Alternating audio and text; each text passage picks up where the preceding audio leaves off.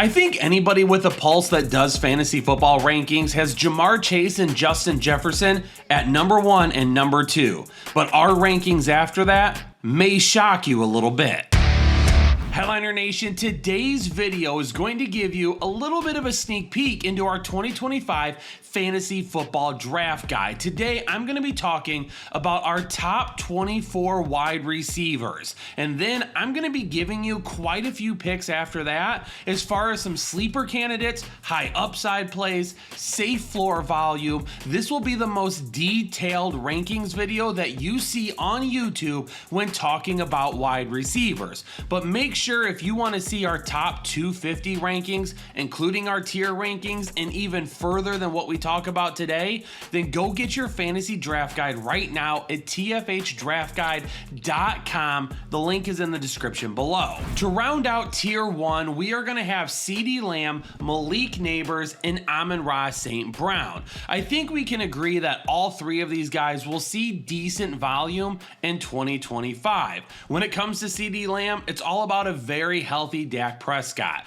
And with George Pickens stretching the field, he's going to see a ton of targets underneath that could also open up some bigger plays for him. Malik Neighbors in the quarterback situation there in New York definitely has to be better than what it was last year. Russell Wilson should still be able to get Malik Neighbors a solid amount of targets, and his big playability will put him here towards the top 5. Now, hopefully he stays healthy. He has been banged up a little bit, but as of right now, we think he's raring and ready to go for week 1. And then Amon-Ra St. Brown, a lot of people are making a big deal out about the change in offensive coordinator, and I'll be honest with you, as a Lions fan, someone who has been hypercritical of this organization for years, I'm not nearly as worried. The connection between Goff and St. Brown is documented, well documented, that it's one of the best connections in all of football. Even historically speaking, it is. They will continue to hook up more than enough in 2025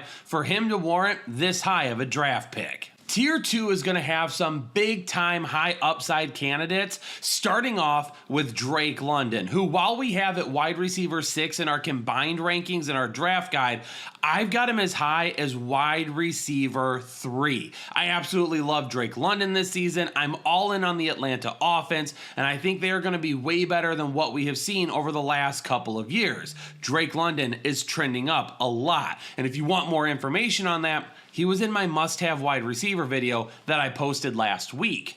Coming in right behind him, another big-time playmaker is going to be Nico Collins. And last season, before his injury, he got started off as the wide receiver 2 on the season. Now, a little bit of a change on the offensive line hopefully makes it better in 2025, giving CJ Stroud a little bit more protection and more time to throw to Nico Collins. But the biggest thing is just staying healthy.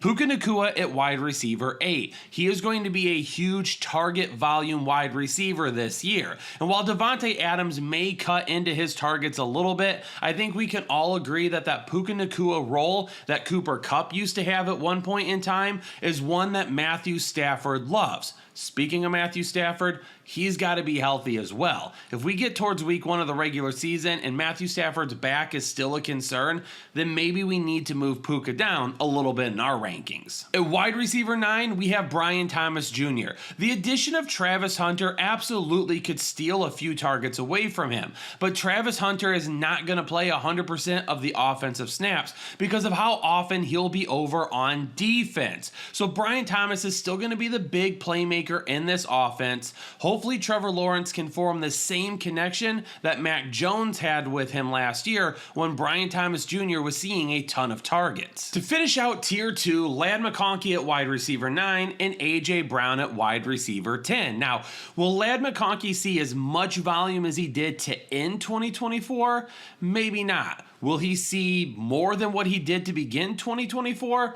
Probably. We're going to be looking at a more consistent number of targets over the course of a full season than at the beginning of the year when it was very run heavy, and then at the end of the year when they were throwing the ball an awful lot more. But with Amarian Hampton and Najee Harris, they definitely will be sticking with the run more often. So as long as Ladd McConkey is the wide receiver 1 and the number 1 target in this offense, it should still be enough to put him right around wide receiver 1 status. And for AJ Brown, dealt with some injuries last year, still was a wide receiver one, still had big time upside, and on a per game basis, there's not a ton of wide receivers that you can look at that has more upside than he does. Tier 3 is going to start with a little bit of risk because at wide receiver 11, we have Tyreek Hill. His value is completely tied to Tua, but Tua's currently healthy. Tyreek, who had injury issues last year, he's currently healthy. If Tua cannot put himself in a position where he's taking as many hard hits as he used to, and he can stay on the field for maybe not even 17 games, give me 14 or 15, Tyreek Hill should still be in consideration for wide receiver one status during that time. Just think if that connection gets back to what we saw a couple of years ago and you're drafting him this late in your rounds, you could definitely be onto some big upside potential with him. Right after Tyreek Hill, T. Higgins, another guy who has dealt with injury concerns over the last couple of years. But he's been paid now. Does that help him stay on the field a little bit more often?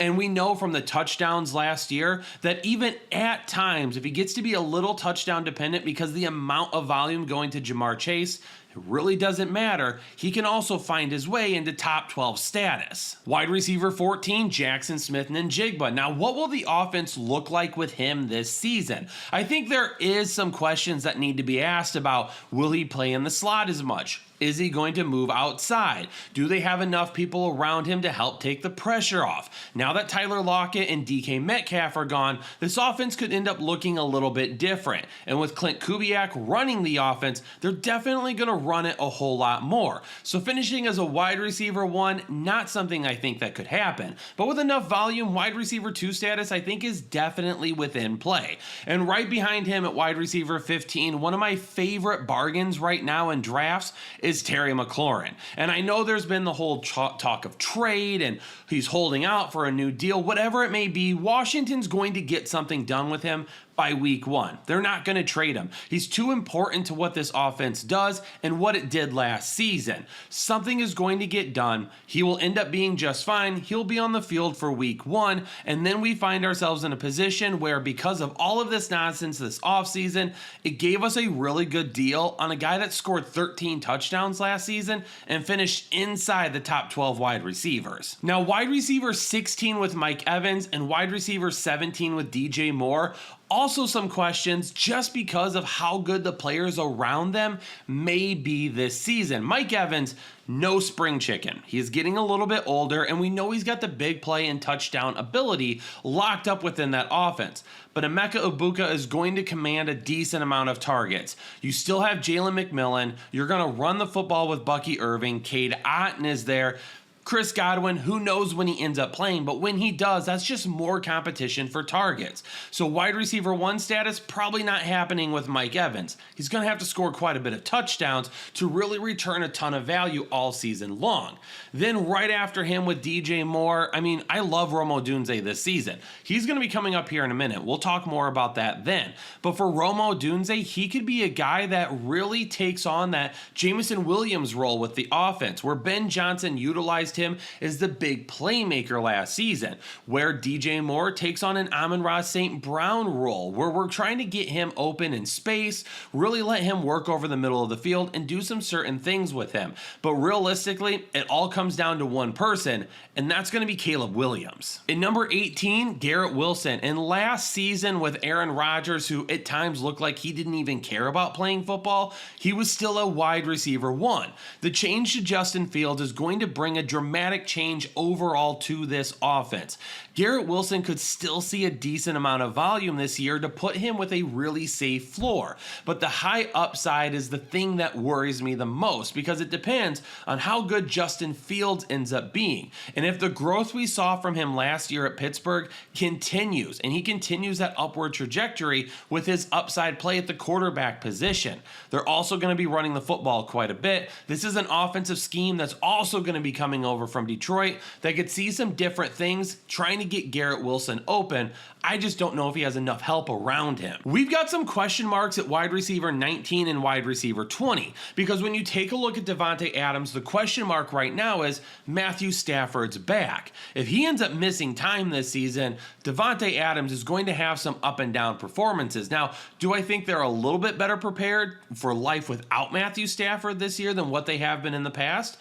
Yes, but not nearly enough that I'm like, Davante Adams is a full go. I want to see Matthew Stafford healthy before the end of training camp, before I go all in on Davante Adams. And for Rashee Rice, he's got a suspension hanging over his head right now. If we're moving forward under the assumption that he won't be suspended in 2025, Rashee Rice actually probably deserves to be a few spots higher. But if he were to miss 4, 5, 6 games this season, he definitely is somebody that drops outside the top 24. Marvin Harrison Jr., the connection with Kyler Murray was there at times last season, but some of those stronger NFL cornerbacks continued to bump Marvin Harrison Jr. off of his routes. He's added some muscle, he's a lot stronger this year, and hopefully he wins those one-on-one battles way more often. To finish tier 3 though, Zay Flowers. How are we feeling about Zay Flowers? Because last year, to begin the year, the amount of targets he was getting was definitely within wide receiver 1 territory. But by the end of the season, wasn't even close. Zay Flowers either needs more targets on a consistent basis, or we need to see some more big playability out of him. To round out the top 24 wide receivers, I've got Rome Odunze and Jameson Williams. And then after I talk about these two players, I have a group of wide receivers in 2 different categories. I'm gonna be talking about the guys with the most upside outside the top 24 that could end up making their way into it based on big playability alone. And then I'll have a second group of wide receivers that's all gonna be based on solid volume, and that volume could end up carrying them inside the top 24. So after I'm done with my top 24, don't go anywhere, because the amount of wide receivers I still have to talk about is insane. Wide receiver 23, Rome Odunze. Mentioned it a minute ago with DJ Moore. I think Rome Odunze has some massive big playability this season, just like the guy right behind him, Jameson Williams at wide receiver 24. I think both of these guys are going to have some massive games that help you win weeks. I also think they're both going to have some single-digit games that really frustrate you, because if they could have just gotten you a few more points, you probably win your week with them. However, some inconsistencies need to be had when it comes to how much big playability both of these guys bring to the table. And with the regular season just a few weeks away, we're going to be setting our lineups very soon. And if you ever need help setting your lineup, becoming a member here on YouTube for the Fantasy Headliners is one of the best ways for you to get fantasy advice in real time, because we do rankings every single week, but our members are the only ones that get our weekly flex rankings. So if you're having issues deciding between running backs and wide receivers and tight ends, those questions can be answered in members only videos. You also will get access to our exclusive Discord channel, one of the best communities that you're going to find on YouTube for fantasy football. And if you have questions about your lineup, making trades, or just want to chat it up with other individuals that love football, becoming a member today for only $5 a month is easily some of the best money spent all season long. And we have more tiers with more information, including an exclusive ticket system that gets you access to Jake and I for as many one-on-one questions you want every single week. All you got to do is hit that join button right down below the video, get signed up to become a member, and make sure you connect your Discord for access. And if you become a member and you need help getting into Discord, make sure you let us know in the comments below. What wide receivers outside of our top 24 rankings have the best potential to become top 24 wide receivers based on their upside alone? And these guys are in no particular order, so don't think that these are rankings, I'm just talking about the group of players as a whole, led by Green Bay's Matthew Golden. Absolutely love the big play potential that he's going to bring to the table in that offense. And with as many drops that Jaden Reed, Dontavian Wicks, and Romeo Doubs had last season, Matthew Golden should be in line to be the wide receiver 1 right away. Devontae Smith is one of the biggest play wide receivers in all of football, but we also know that he disappears sometimes as well. Is he a great best ball pick? Absolutely, but in redraft leagues, he can be a little inconsistent. Xavier Worthy, we'll see how his role expands in Kansas City this year. He could end up being the big play guy there, or they could utilize him on those short routes as well. We know he has the speed. The route running is something that he needed to clean up a little bit. Maybe he has done that. Jordan Addison is going to be a big touchdown guy, especially if J.J. McCarthy is every bit as good as he has looked, not only last season before his injury, but at times in training camp this year. He is a guy that could see quite a bit of touchdown potential, even if it's not consistent volume. George Pickens in Dallas, he's another guy that's got a lot of big play potential, especially when defenses are going to be paying a lot of attention to CeeDee Lamb and Jake Ferguson underneath. George Pickens is going to win some one-on-one battles down the field. Calvin Ridley is a big play potential within that Tennessee offense. Maybe he doesn't see consistent volume, but he's going to see consistent big plays. Brandon Ayuk, whenever he returns from his injury, he's going to be the field stretcher in that San Francisco offense. And when you've got Ricky Pearsall and you've got George Kittle and Christian McCaffrey all commanding the box towards the offensive line, Brandon Ayuk absolutely will get some plays down the field as well this year. Cedric Tillman for Cleveland. We'll see who ends up being the starting quarterback there, but Cedric Tillman at times last season looked every bit the part of a wide receiver 24 type of player. Now here's the thing with him. I wrote him up in the draft guide, a pretty substantial section. So if you get the draft guide, make sure you check it out. And then Marquise Brown, he's also really kind of in that big play area for me with Xavier Worthy. Bringing him back for another season was really good for Patrick Mahomes, but his absolute role in the offense probably still yet to be determined. The one thing we know with Marquise Brown, he can stretch the field though. So if Xavier Worthy has grown into a guy that's going to play a little bit all over and run different routes, Marquise Brown absolutely could be the guy that sees bigger plays down the field. But what about players with solid volume? Maybe they're not going to have the most upside in the world, but their roles in their offense could absolutely lead to enough volume to sneak them right inside the top 24 from time to time.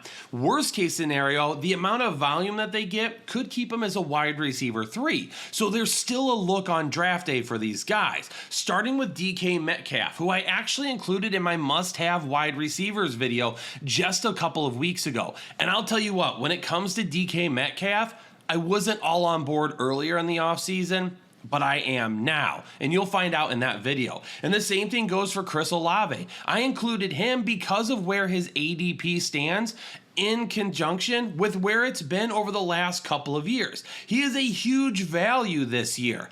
And I know the quarterback situation really worries people, but I think the quarterbacks that they have, even if they're not great, will be just good enough to get Chris Olave the ball as the number 1 target in New Orleans.